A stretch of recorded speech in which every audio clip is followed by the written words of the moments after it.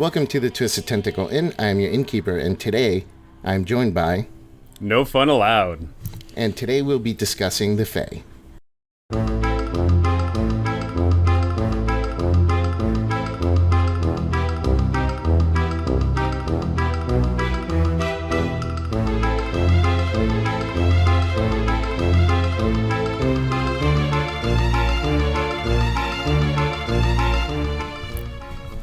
So, None Fun Allowed, you made a new scenario for 5th edition. Yeah, I wrote up a Fey adventure for all your Fey goodness, and it's up there on the DM's Guild. It was published by the very, very popular, famous YouTuber, Lunch Break Heroes, so that was a fun collaboration to be had there. Yeah, I read through it. It's really cool, man. I really enjoyed it. Thank you. Had a very, like, Alice in Wonderland vibe, without spoiling too much. Some really fun interactions, NPC interactions and stuff in there. Absolutely. I definitely think that when you're making a Fey adventure, you need to go out there because, you know, when you're running a normal game, you can have normal scenarios, but I think when you're running a Fey adventure, you need to just go completely left field. You just need to go the opposite direction of whatever else you're doing with your adventures. I agree, man. I think Fey should be like, pull out all the stops, just make it really fun, really colorful. Fey have just this unique kind of feel to them, right? Like it's so different than anything else that's in D&D. Kind of like Aberrations. It's so alien, but in a completely different way. So, exactly right. Yeah. So what do you say like are common themes, or what if someone that's new to the game wanted to know what exactly Fey are? Like, what would be your description of Fey, or some common themes that Fey would have? Yeah, I would definitely lean into the whole Alice in Wonderland aspect. You know, that's something everybody knows. It's something that it's just a barely describable, but it's near indescribable. It's the fantastical, it's the whimsical, it's the, you know, somewhat scary because of incomprehensiveness, right? I would definitely tell people to look at, you know, the Grimm's fairy tales, to look at Alice in Wonderland, and to look at just the generic stuff we have today. Like, I'm trying to think of that one popular TV show that was out a while ago, Once Upon a Time in Wonderland or whatever. Or yeah, just Once Upon a Time. I've heard of it. I haven't watched it, but I've heard of it. Yeah, Fey is fairy. Fey is it's a twist on reality. It's, you know, it's if we were to take our world and just splashed neon colors onto it. In every sort of way. Fey, I feel, also have some, like, really, really interesting themes, like wonder and just... it's kind of hard to explain, like, magical wonder, when you have, like, this really just over-the-top magic all around. You instantly know that you're dealing with something different, with something Fey-like, you know? Like, there's a lot of arcane energy involved, but there's also really close ties to nature, which seems like that would clash, but it seems to work for the Fey for some weird reason. Everything's just super fantastical, and it's almost like the opposite of realism, I guess. Yeah.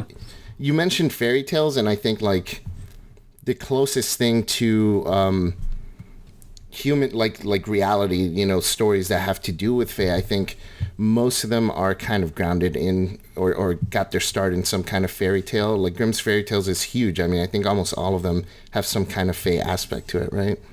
Absolutely. You know, and it's one of those things where you have those old fairy tales about the troll that lives under the bridge, and that is, you know, that starts to blend into the reality of our world. We know we have bridges, and we know that someone could be hiding underneath them, and, you know, what's to say that it wouldn't be this big old troll?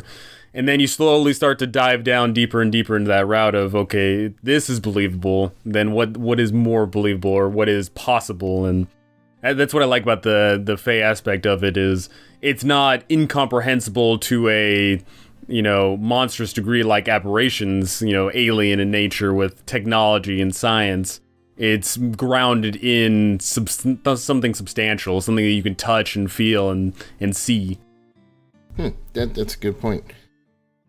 You mentioned the troll under the bridge. Like, sometimes when you think about the fantastical and wonder, it all feels like it's so good and happy, like it's Happy Land, but there is like a really dark aspect to the Fey too, and there's common themes that have to do with that. Like I've noticed with a bunch of Fey stuff, there's always some kind of like stealing of something or bartering for something, but it's never just like a physical item. It's always something really, really deeply important to the individual. So like stealing people's memories, or I wrote down a list here of kind of themes like that. Their dreams, stealing people's dreams is big with the Fey, right? Yeah. Maybe stealing time from someone's life, like all of a sudden you just lost 10 years, that kind of stuff. Or your firstborn, stealing knowledge or emotions. It seems to be very, very common, especially with like hags and the darker side of the Fae. But even some that may seem innocent have these kind of aspects to them sometimes, right? Yeah, possession is certainly a unique aspect of that, because what might not be at all, add value to you would be extremely valuable to someone else. And that goes all the way back down to, the gingerbread man. Like, it could be these very simple things that eventually end up being something far grander. And, you mentioned hags. Hags deal in these not so absolutes, right? They make deals, they barter, they cheat, they steal, they possess, and they want. And those ideas conflicting with our ideals of, owning things and possession and not wanting to let things go is definitely comes into conflict, and that conflict, of course, creates a lot of fun, unique scenarios. Yeah, and they also, a lot of Fae and even the Feywild itself, like, plays up on enhancing a lot of the senses. So I think you did a good job on your adventure, because you describe a lot of the visuals and a lot of the other senses too, like what people hear, the smells, things like that. Everything with the Fae just seems like it's turned up to 11, or actually turned up to like 21 maybe. Right? So like, smells of like flowers or cinnamon and things like that, or, just the music. They're always lively if they're playing music, a lot of satyrs and stuff. They're always like dancing and having a party. It's always enhanced to a much higher degree than what humans are used to. But then on the other side of the token, like the horror, the really nasty and horrific aspects of it are also amplified too. So it seems like with the Fae, everything is just amplified in every way, shape, and form. Even emotions from the Fae themselves can go from like super happy to just instantly just extremely vicious. So I feel like if you're handling a Fae character or Fae NPC, play up on those, play up on the visuals, all the emotions and all the senses as well, right? Absolutely. And when you play up those polarizing, aspects of the super kind and then the super mean, I think that's a lot more revealing of the world. And I also think that it's also very fun to see those stark contrasts, because let's say you're playing, a sci-fi game of going up against the aliens, and the aliens are always evil. Yeah, it's cool that they're always scary and evil, but I think at some point you kind of get numb to it, versus when you meet someone in the Fae, then you have to question, okay, what are their true allegiances? What are they thinking? What are they about to do? And even if you get to know them for a long time, they could possibly change at the snap of something, and that something could be anything. And yeah, I like that aspect of trying to trust in people, or knowing that you're going to see that evil monster, but it turns out to be good. And then you see that nice looking person, and they turn out to be, the scariest thing ever. Yeah, there's always some extra motivation stuff. And they also play up on the naive nature of humanoids, like they're always like making deals and tricking them into doing stuff, like dryads are really play up on humans' desires, and hags play up on humans' whatever needs by making deals with them that are clearly not beneficial to the humans. So there are Fae that do that just naturally, not necessarily with any evil intent behind it, but then there are the really evil ones, right? Like you mentioned hags earlier. Hags are like some of the most well-known evil Fae, and that's kind of what your adventure has to deal with, is the hags. One of my favorite creatures in D&D. So how would you like help a newish DM kind of handle role-playing a hag, or like their motivations and things like that? In regards of hags, their motivations are they want something.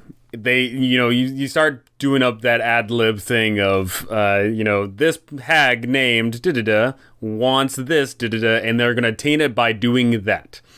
And once you fill in that ad lib, then you can finally sit down and be, okay, so let's say this hag wants someone's luck.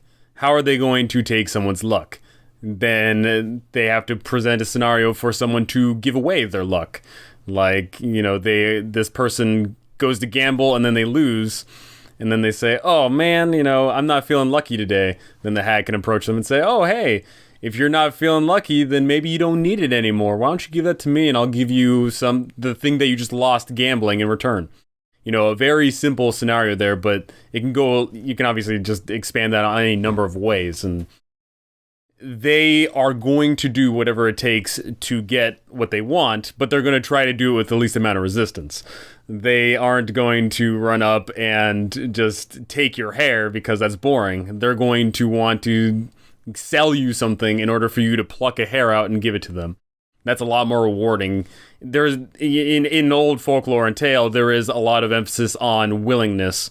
You can't just steal something, because if you just steal something, then it doesn't have whatever power you had from it. You have to earn it willingly. And that's actually in my adventure as well, that the willingness, you have to earn it to some degree. And that's where I like hags, because they are powerful enough to just go up and, take what they want, but that's boring. Doing it in a lot more creative and fun way is a lot, it shows off the world that you're in. And as we mentioned before with the whole making deals and stuff, there is those whimsical Fey that are just happy-go-lucky sunshine and rainbows, and they're going to help out the players because, they're cool and fun and interesting. And then you have the inverse of the hags that are going to take everything. So when you have all of these factors in play, then maybe if your players meet with the whimsical one first, then they may be more trusting of the hags, versus if they meet the hags first, then they won't be trusting at all of anybody they ever meet. And are you the kind of dungeon master that thinks that hags are always evil, or do you think that there's a chance to make alliances with hags at any point? Oh, absolutely. Hags definitely, like I said, hags want something. And if that is, oh, hey, there's another coven over there and I don't like them, how about you and I team up and we can, get something out of this together? There's always some way that the hags are willing to cooperate, because there may be something far grander. And even if they are evil, the enemy of my enemy, right? There's always some way that your players can bargain with hags. Hags shouldn't just come down to a combat, because I think that removes a bit of the mysticism from them, removes their appeal. I think that there's definitely a lot of fun roleplay and exploration aspects to hags that you can have beyond just, I hit it with my hammer.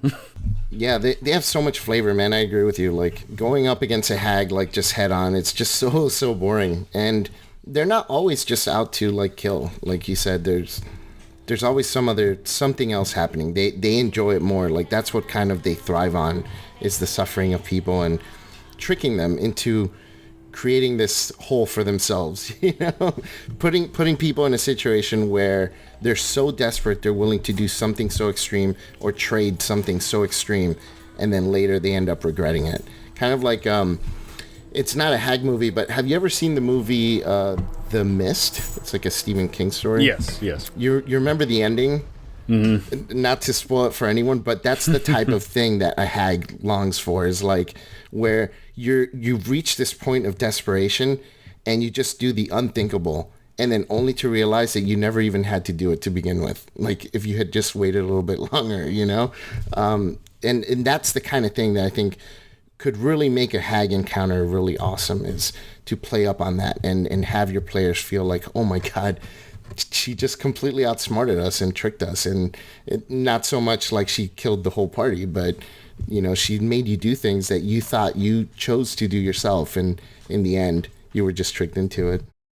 But in addition to hags, there's other Fey that are kind of on that darker side, because like we were talking about the extremes, right? There's the extreme beauty of the Fey, of some of the Fey, that the ones that are beautiful are extremely beautiful, like elves and things like that. But the ones that are ugly, they're just unbelievably horrific, like hags. And there's Fomorians. They're not Fey, but they're cursed by Fey, and they're hideous as well. But there's also like meanlocks and Red caps. Red caps are other ones that are just viciously evil.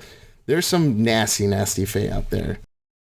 Yeah, I mean, if you with red caps, for example, if you have a creature who can only live if they murder people and dip their hat in the blood of their victims, like that's gnarly stuff, right? You know, so crazy. You compare that to like if you're running a normal adventure, yeah, there might be some evil cultists that murder people, but they do it for maybe some sort of reason. They do it for their god or because they are maybe, you know, whatever the case may be. But if you just have a creature that just says, oh yeah, I kill people just because if I don't, I'm going to die. It's like, ugh, you know, that's gnarly, you know? Yeah, man. Red caps are freaking vicious, man. When did they come out in Volo's Guide? Is that where they were first? Dude, when I saw that picture, I like gnomes, so I like gravitated to it, and then I read the text, and I'm like, holy cow, this creature's awesome. It's so nuts. Yeah, there's so many like cool, like super evil Fey, but even the ones that aren't evil can kind of sometimes be put in a situation where the PCs are going to be not in line with their goals. So the PC's goals and the goals of the Fey may not necessarily align. Now, there's also like a lot of magical nature to the Fey. So for magic, I wrote down, I think the three schools of magic that are really kind of in what's the word I'm looking for? Like they embody the Fey would be like illusion, enchantment, and transmutation. What do you think about those? Yeah, I mean, that hits it on the head right there, you know, with illusion, you know, perceiving things that may be there that aren't, or maybe showing off the change, with enchantment, of course, because everything is just constantly being infused with certain magical abilities.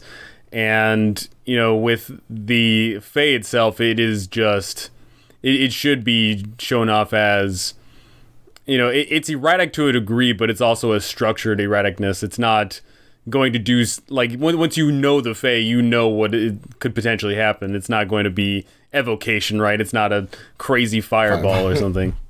You know, it has a law and order to it. It's just that reading that law and order, you know, is going to take quite some time. It's not something most people are ever going to be able to pull off. Yeah, because the themes of, like, the tricksiness and deception, it really plays into the illusion school pretty well. And I think that one's probably the one that most people kind of identify with the Fey. But also enchantment, you know, like we mentioned the dryads earlier, and even hags themselves, like charming creatures to doing their bidding, to doing their will against their will, is pretty cool. And then I put transmutation because there's, you know, the hags have been known to like turn people to like frogs or other animals and things like that. And there is a little bit of that. It's not as prevalent as the others, right? But it definitely is part of a lot of Fey creatures kind of repertoire too. If you're playing a PC that's kind of tied to the Fey, a lot of the new supplements are tying a lot of subclasses and races to the Fey. In fact, we have a new Fey race, right? The Hexblood. Mm-hmm. So what kind of advice would you give for like those players that want to have more ties to the Fey in terms of giving more flavor to their characters and such? I would definitely, one, always talk to the DM. But two, you know, it's one of those things where you discuss what was the nature of your Fey existence. Why were you there in the first place? Were you born there? Did you fall in there when you were a kid, when you were an adult? How long have you been in there? Have you been in there for just a day? And in that one day, what it was in the real world, you know, if you were there for one day, maybe it was 1 year in the real world versus maybe you were in the Fey for 50 years and maybe it was only, you know, 1 year in the real world. You know, discussing those aspects is definitely going to help shape the perceptions that the person has, not only of the Fey, but also of the world that they now inhabit. And then in addition to that, also what characters were they interacting with? Were they at a sprite and sprite village and just, you know, singing sunshine and rainbows all day and picking flowers? Or were they captured by a hag and forced to work all day in grueling affairs? And, you know, once again, showing off the disparity of what exactly were they getting up to? Who were they interacting with? What were they doing? Where were they going? What was the purpose of their, you know, stay? all those things. And eventually, if they are in the Fae, how did they get out? Because most people can't just willy-nilly wave their hand and get out of the Fae. It requires a much higher level spell. So how the heck did you get out of there? And have you had a chance to look at the Hexblood? Yes. Yeah. So they're like supposed to be born. Well, no, I guess not necessarily born, because you can get the lineage afterwards, yes. right? So you can really play up like in the middle of your campaign. But if you're starting off as one of those, then you could be, like you said, cursed by a hag or something like that, or created by a hag. Have you read the Volo's Guide, how hags reproduce? Yeah, I mean, that's pretty gnarly stuff, right? They go to some nearby village, and then they just swap the kid out, and then on the 13th year, hey, mine, Yeah, so you could be something like that. If you're playing a Hexblood, you could be the 13-year-old that grew up and went adventuring, right? Yeah, absolutely. That's definitely a unique aspect of the Fae is, as I mentioned before, having that checklist of why are you there, what were you doing there, who are you interacting with. And also, the thing is, you might have, left the Fae, but were you alone? Maybe someone else joined you, or maybe someone's keeping an eye on you. Maybe you're forced to go back at some point. Having those ties to the Fae is definitely going to lead not only that character, but hopefully the entire party dragged into other awesome adventures in the Fae. Yeah, and if someone wanted to kind of build up some inspiration for making a character for the Fae, there's a lot of stuff, movies and books and TV shows and stuff that kind of took inspiration from the Fae, or even inspired a lot of the writers of D&D to kind of enhance the flavor of the Fae. There's a ton of movies and comic books. Do you have any movies that you like that have ties to the Fae? Ties that have like I mentioned before, Alice in Wonderland, all the Grimm's fairy tales, Into the Woods, if you just want a fun, whimsical time. Those movies are definitely like surface level Fae stuff, but the real, like, if you want to get into some real fun stuff, Pan's Labyrinth, the movie that scarred everybody, right, with the eyes, like, that's definitely, I think Pan's Labyrinth is definitely one that really shows off the uniqueness of, okay, if you're young and you get embroiled in the craziness that is the Fae, are you going to come out of it unscathed? Man, Pan's Labyrinth is crazy, but it really does, I think it's one of the best demonstrations of like what we're talking about, where the fantastical is there, but it's neither necessarily good nor bad. It just is its own thing. With Pan's Labyrinth, you have like the human, and it's also a really good like side-by-side comparison of the human world and the Fae world, kind of parallel, and how different they are from each other. It really kind of demonstrates that difference between the two. That's a really good one. And I also recommend most of the Ghibli lineup.